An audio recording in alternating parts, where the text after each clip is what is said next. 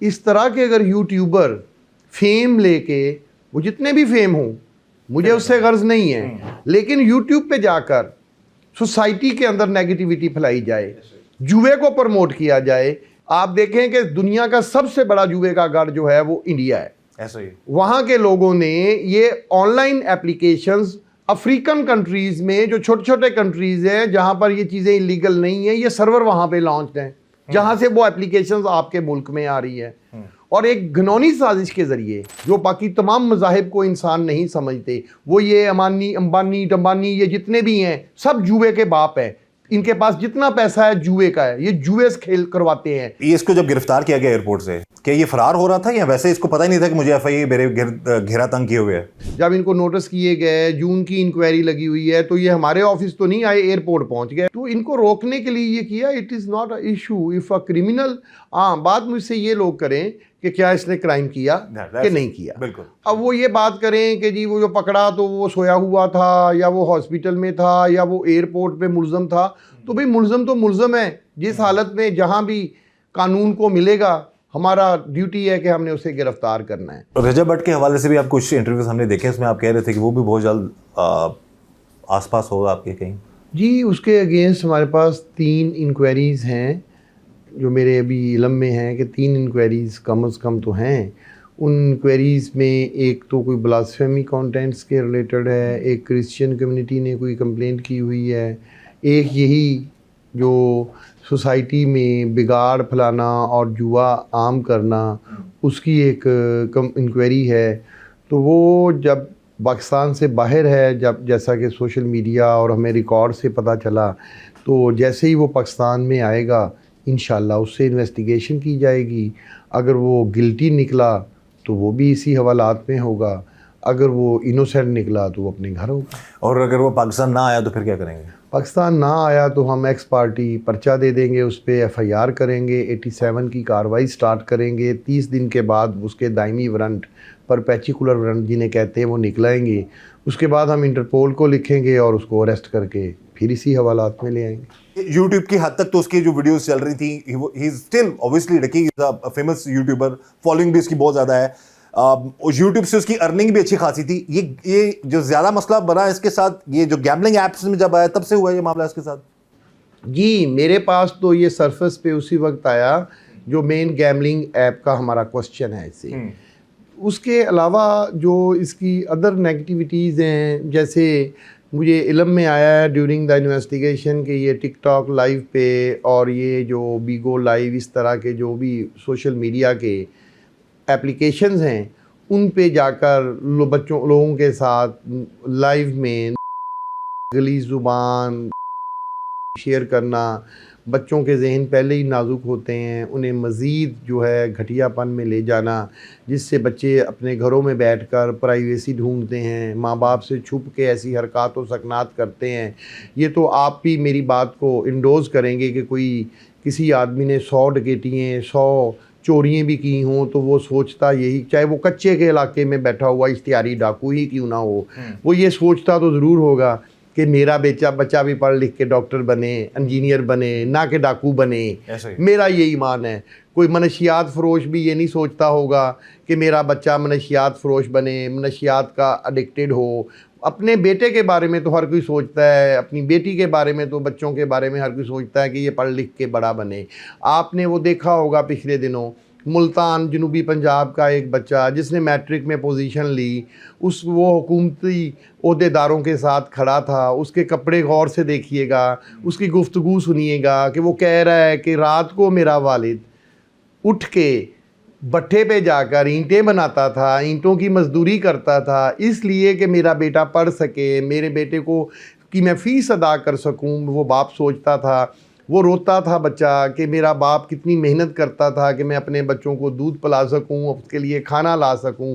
इसी तरह लाहौर में एक बच्ची थी, आई थिंक, उसका वालिद साहब बहुत ग्रेट बाप है। मैं इन दोनों बापों को सलूट पेश करता हूँ आपके तो असूस से कि उसके वालिद साहब रेडी चलाते थे सब्ज़ी वाली, सब्ज़ी बेची, और उस बेटी ने, मेरे हवा की बेटी ने, मेरे वतन अज़ीज़ की बेटी ने एक पोजीशन ली और उस पोजीशन पे गवर्नमेंट के अदारे और गवर्नमेंट ने भी फख्र से उसको बुलवाया, अप्रिशिएट भी किया और अप्रिशिएट किया।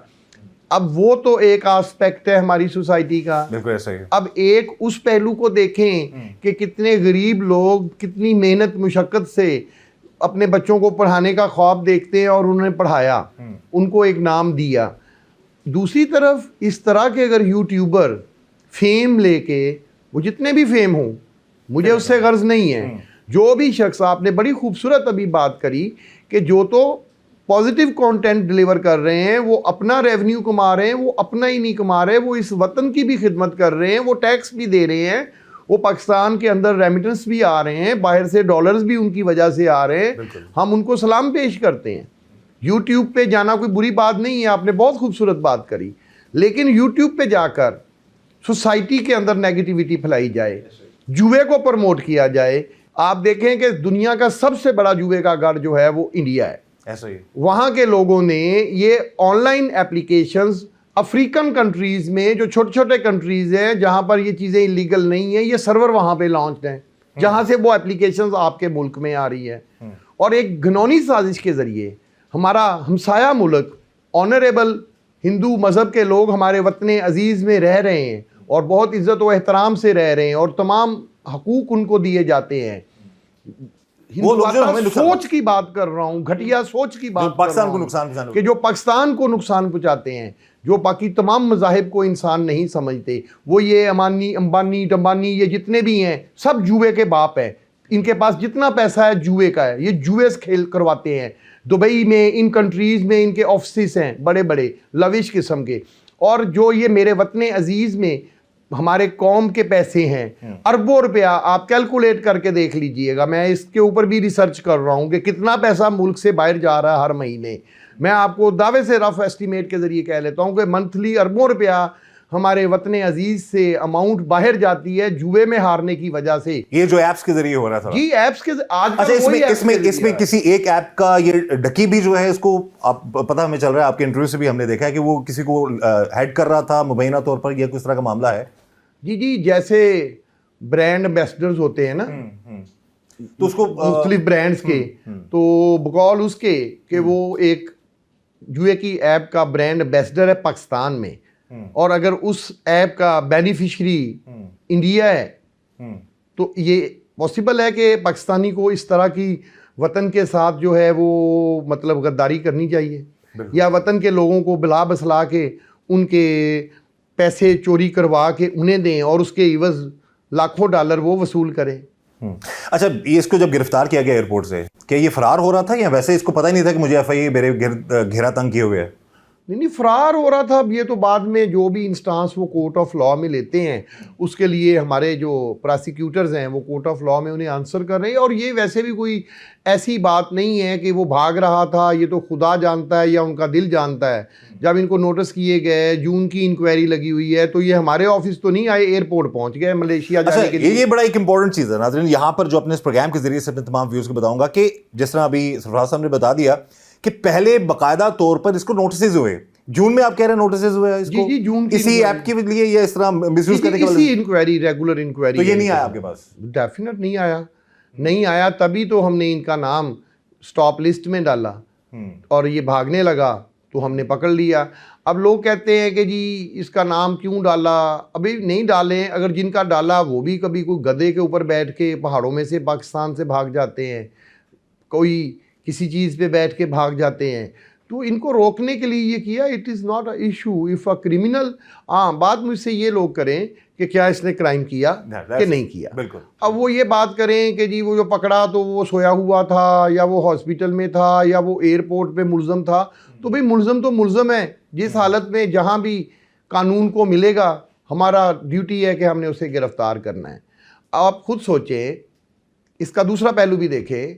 हमें अगर ये अरेस्ट हो जाता तो हमें क्या ज़रूरत थी कि इसका नाम पीसीएल में या पीएनआईएल में या स्टॉप लिस्ट में किसी इंक्वायरी में आ जाता, खुद से इंक्वायरी में आ जाता, खुद से आता कि अपने आ जाता। तो चलो, अगर ये नहीं आया तो हमने एयरपोर्ट से इसको पकड़ लिया, तो इसमें मेरा नहीं ख्याल कोई इशू है। बिल्कुल नहीं, गलत काम है, गलत काम का गलत नतीजा है। और यहाँ पर जितने भी पुराने यूट्यूबर्स हैं जो नए यूट्यूबर्स बनना चाह रहे हैं, उनके लिए एक बड़ा इंपॉर्टेंट ये एक सबक है कि याद रखें कि गलत काम करेंगे तो आपकी पकड़ होगी। आप प्लेटफॉर्म को गलत नहीं कह सकते, लेकिन उसका इस्तेमाल गलत कर सकते हैं, उसका इस्तेमाल सही कर सकते हैं, चॉइस आपकी है। तो जहां पर अगर ये सोचा जाए, आम तासुर है अवाम में भी, ज़ाहिर है उसकी फॉलोइंग है डकी की, बहुत सारे लोग कहते हैं जी कि वो उनको फॉलो करते हैं लोग। मसला ये था कि यूट्यूब से अगर उसको अच्छी खासी इनकम हो रही थी तो फिर इन ऐप्स की तरफ जो ऐप्स बनी हुई हैं, गैम्बलिंग ऐप्स हैं, जाने की ज़रूरत क्या थी।